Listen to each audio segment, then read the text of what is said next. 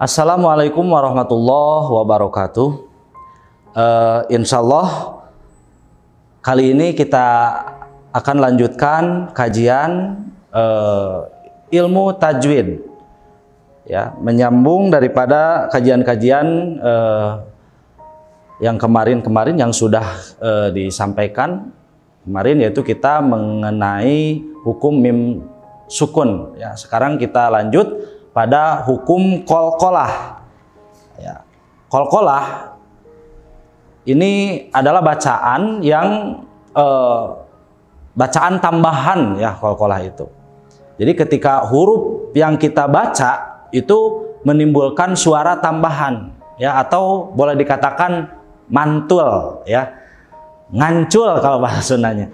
Itu qalqalah. Ya, adapun di kitab-kitab tajwid, ya, bahwa yang termasuk daripada huruf qalqalah ini, ya, huruf hijaiyah, yaitu ada 5 huruf, ya, yaitu terkumpul dalam kalimat qutbu jaddin, ya.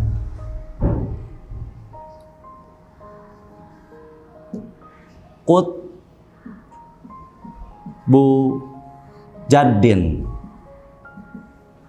ya, tuh terkumpul dalam kata itu. Nah, ini huruf-huruf qalqalah itu, yang pertama yaitu huruf qaf, yang kedua huruf to, yang ketiga huruf ba, keempat jim, dan yang kelima adalah dal. Ya, itu huruf qalqalah yang mesti dibaca mantul, ya, ketika dibaca. Yang seperti bagaimana, ya, ketika huruf qutbu jaddin atau baju di toko lah, boleh dikatakan seperti itu, ya, ba jim dal to qaf atau qutbu jaddin ini, yaitu ketika dibaca sukun, ya, baik itu sukun asli atau sukun aridi, ya. Ketika sudah ditemukan ini huruf yang 5 ini sukun asli atau asal, ya, atau sukun aridi, maka hukum bacaannya qalqalah. Maka ketika itu qalqalah jadi terbagi 2, ya, qalqalah itu.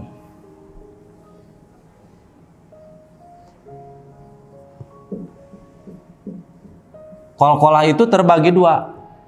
Nah, ada yang disebut qalqalah kubro, ya, qalqalah kubro. Yang pertama, yang kedua disebut qalqalah sughro. Qalqalah sughro, ya.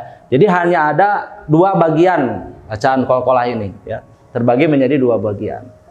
Nah, ini apa yang membedakan antara qalqalah sughro dan qalqalah kubro di sini, yaitu sebabnya, ya. Sebab huruf-huruf qalqalah yang tadi termasuk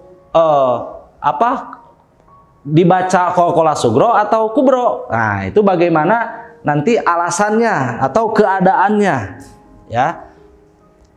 Nah, kalau kita definisikan yang disebut dengan qalqalah sughro atau qalqalah kubro dulu, ya. Yang pertama, qalqalah kubro ini ketika huruf qalqalah yang 5 tadi, ya, sukun aridi, ya, sukun aridi, atau sukunnya itu baru karena dia itu punya harokat, tapi karena waqaf, ya, atau ada di akhir ayat, maka itu wajib dibaca sukun. Contoh, misalkan kita ambil satu huruf dalnya saja, ya, dal, qul huwallahu ahad, ya, qul huwallahu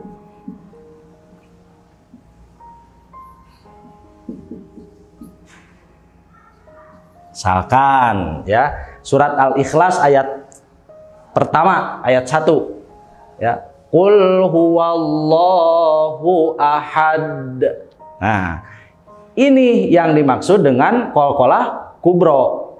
Nah, contoh misalkan ketika ditanya kita ahad, apa hukum bacaannya? Qalqalah. Kenapa ahad disebut qalqalah atau qalqalah kubro? Karena dal ya, huruf dal sukun aridi.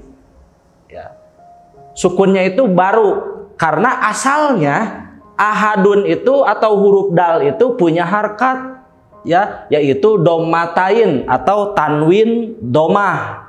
Namun ketika bacaannya diwakofkan, diberhentikan, maka itu harus dibaca sukun. Jadi qul huwallahu ahad.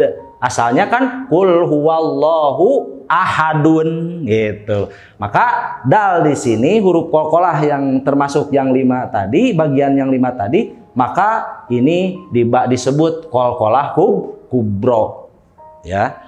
Tuh. Yang kedua, qalqalah itu ada qalqalah sugro, yaitu manakala huruf qalqalah sukun asal atau sukun asli. Jadi asalnya memang dia dalam kalimat itu mempunyai harokat atau mempunyai harokat sukun ya, harokat sukun. Misalnya hablum, kita ambil ba-nya saja dalam kalimat hablum ya.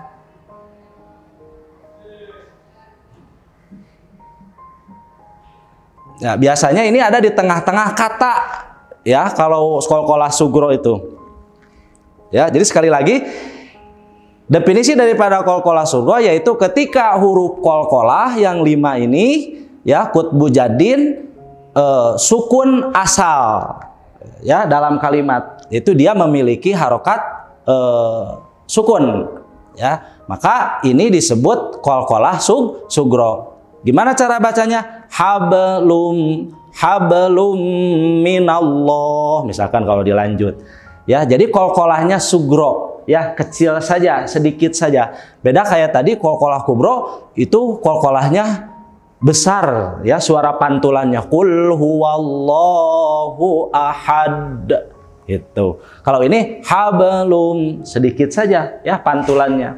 Nah, itu mungkin ya yang dimaksud atau yang kita bahas kali ini, yaitu mengenai qalqalah terbagi 2, ada qalqalah sugro, ada qalqalah kubro. Hurufnya ini saja, cuman yang membedakan adalah sukunnya. Kalau qalqalah sugro sukunnya asal, kalau qalqalah kubro sukunnya adalah aridi atau baru. Ya, itu saja mungkin untuk pembahasan qalqalah, dan ini bisa kita mengambil contoh ya di ayat-ayat Quran yang lain.